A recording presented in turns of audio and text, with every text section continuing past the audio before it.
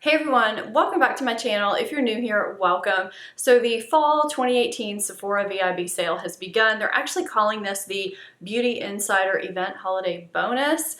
Rouge members can go ahead and start shopping. There's a bonus Rouge weekend next weekend, and then it opens up a little bit more. I'll have all the details down below for you guys.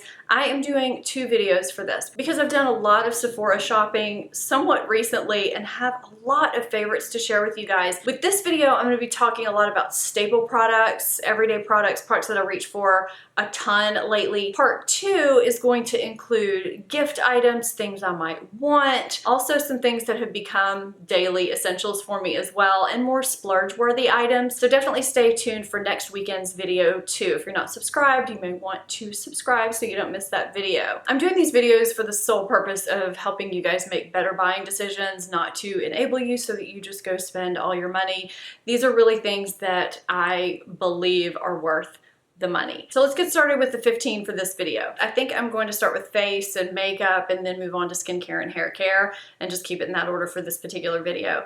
So I have two concealers here that I have been absolutely loving since I got them, and they're both relatively new to me. They've replaced a lot of other concealers that I was using before. I've really just been rotating these two with another one that's not available at Sephora lately. The first is the Too Faced Born This Way Multi-Use Sculpting Concealer in this big, huge bottle, and the next is the Charlotte Tilbury Magic Away Liquid Concealer.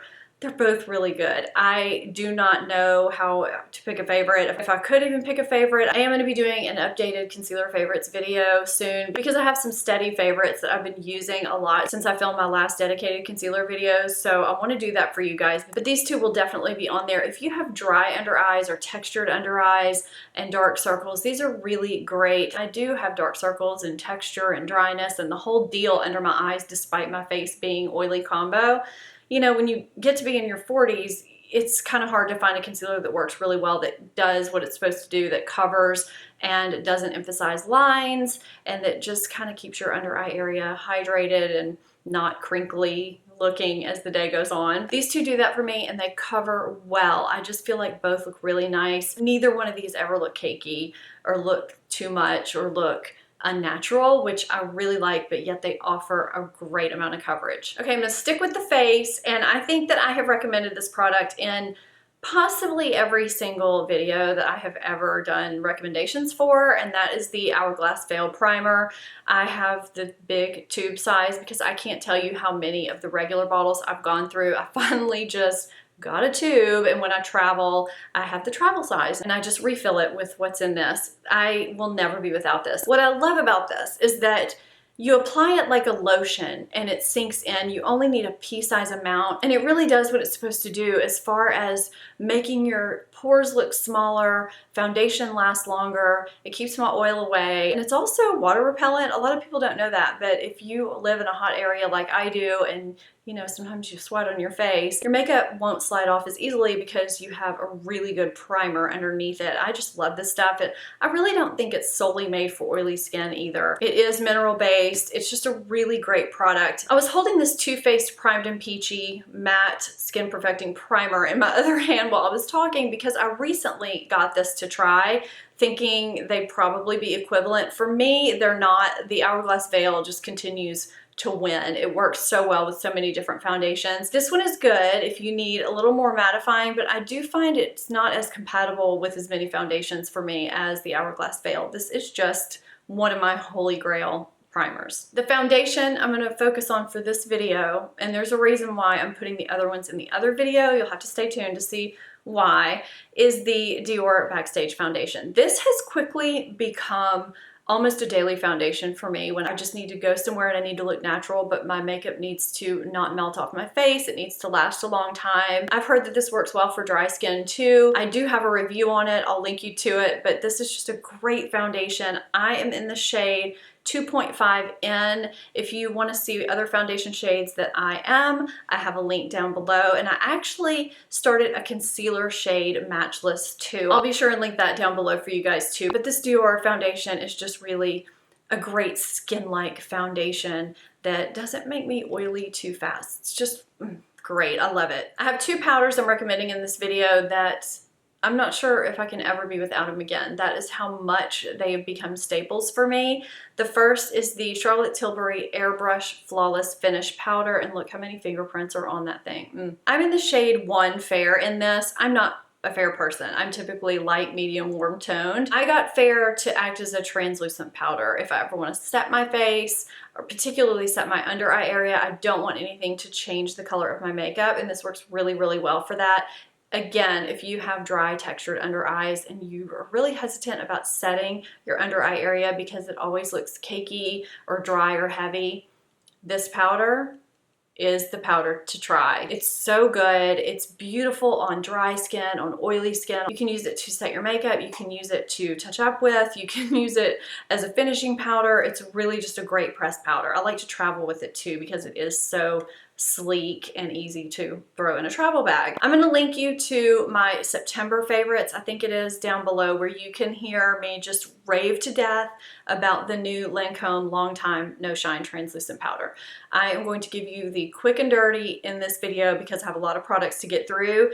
This could possibly replace all my other translucent powders. That's how much I like it. I've never said that about another powder, and I don't think about another product before. Not this adamantly. It's just a beautiful powder. It never looks cakey. Even though the name is Long Time No Shine, it's not overly mattifying to where you just look flat. It just looks beautiful. And I will tell you, anytime I wear a foundation and I feel like my pores are, you know, just looking okay, I put this on, totally smooth. It's a beautiful powder, and it does work underneath my eyes as well. I'm gonna try and not belabor this point too much because this is another product that I recommend in almost every video, but we are talking staples. We're talking about things that I use constantly that I think are worth the money from this Sephora sale, and this is one of them. This is the Smashbox Cali Contour Palette. If you've been following me, you're probably sick to death of hearing me talk about this and a couple of other products in this video, but I feel the way I feel. I can't help it. I have done a video with this. I've talked about this in numerous ones. I'm gonna try and find the video where I do a tutorial with this. This is great for an everyday neutral look that's just easy and quick. When I need a no-brainer look, I'm trying to get out the door fast, it's all here. I can use it on my face and my eyes. There's a contour that's actually a really great contour shade. It's not too warm, not too cool. It creates a nice shadow effect, and that's what you want from a contour.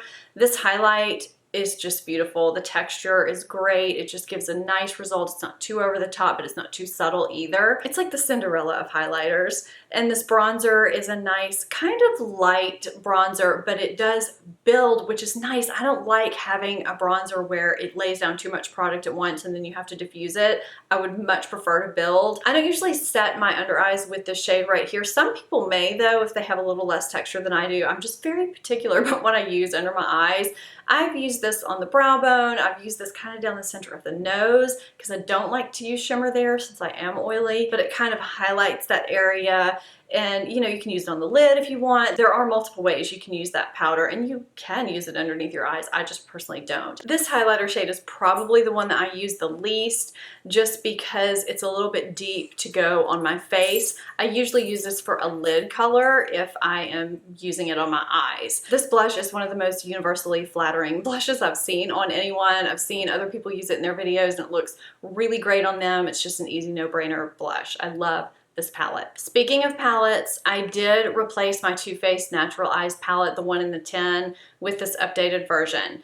I've been using it and I just was reminded of how much I really just love this palette, the color scheme, what I can do with it. It is what I have on my eyes today. It's so quick, it's so easy, it's travel friendly. The mirror is nice and big. If you are just someone who wants a nice, neutral, easy palette that's really pretty, that can go dramatic or neutral every day, this is a great palette. I sometimes think that beauty influencers, creators, gurus, whatever you want to call the YouTube beauty people, I sometimes think they're a little bit hard on products because, you know, maybe they're not exactly as the former product was, or maybe it's just not absolutely perfect. But for everyday people like me on an everyday basis that just gets ready to go to work and wants a good quality palette, I have been enjoying this. So I'm glad that I got it, and I think that you would be glad to get this too. I just love this packaging too. I'm just throwing these up as one.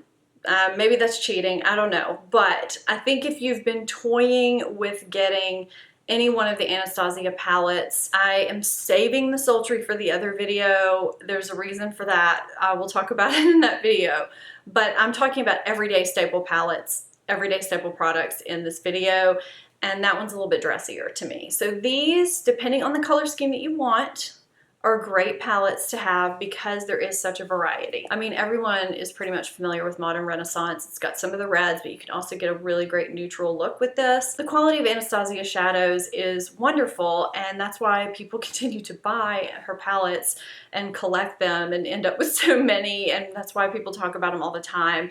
I just think for this, it depends on what color scheme you're really wanting. I hesitated on this Norvina palette. I got it a few weeks ago, and it looks like, okay, it's the purple palette, and yeah, it is the purple palette because the outside's purple and there are a couple of purple shades, but this purple is more of like a deep plum. Aside from that, if you covered this shade up and you covered this shade up over here, it's a pretty neutral palette. It's got some pinks, it's got some purples. I kind of like having those soft purples in there after all. I am gonna be doing a tutorial with this soon, so stay tuned for that. And then we've got Soft Glam. I feel like this is probably the most versatile of the three. My friend Risa just did a comparison of some of these palettes. I think she did a great job with it.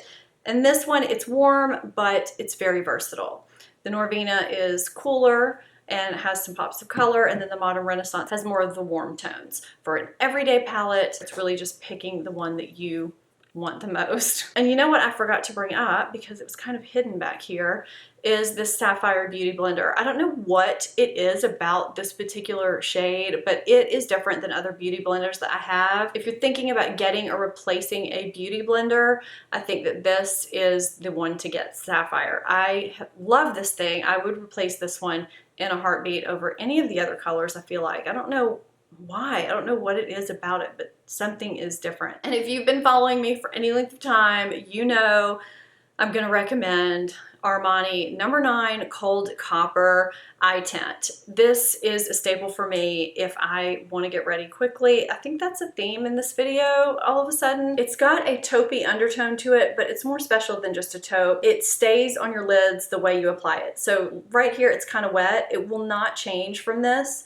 no matter if I wrinkle up my hand or do anything. That's how it is on the eye. If you have textured eyelids and you're scared of shimmer, if you want something that's really easy, that you can just swipe on with your finger or a brush and just blend it out really quickly as an all-over lid shade, this is it, and it really elevates your look. There have been so many videos or Instagram stories. I've had this on, bronzer as a transition, and a highlight, and that is it. And I get more questions on those looks because you guys love the way this looks on me. I think you would love the way it looks on you. There are some limitations with this event. I believe they are limiting you to 3 Drunk Elephant products, but if you've been thinking about trying Drunk Elephant, this event is a good time to take advantage of that because 20% is 20%. Some people think, oh, it's not enough of a discount, but to me, if you're saving any money, you're saving money. This is a staple product for me, the Protini Polypeptide Cream. It's my nighttime moisturizer. It's my daytime moisturizer if I'm staying inside. It's light, it sinks in, it's got all kinds of benefits to it. I've talked about it in so many videos. I feel like I'm a broken record now, but I do have a backup of it already, and I will keep using that.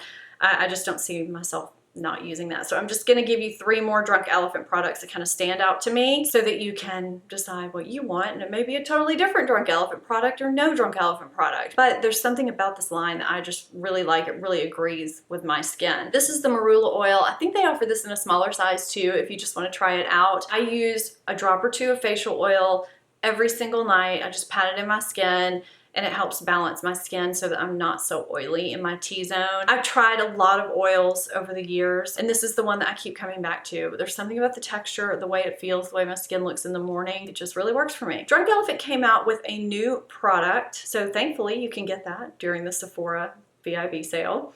The De-Bronzy Anti-Pollution Sunshine Serum. On the back it says it's like a shot of sunshine without the damaging effects. This is basically a liquid bronzer that you can mix with your moisturizer, you can put on a tiny bit by itself, you can mix it in with your foundation. It's really a multi-purpose product, but it does have some skin benefits in it, so you're actually putting something decent for your skin on and getting a little bit of color too. Sometimes I mix it in with my neck moisturizer. I clearly did not do that today, but I just find that I've used this product a lot more than I thought I would.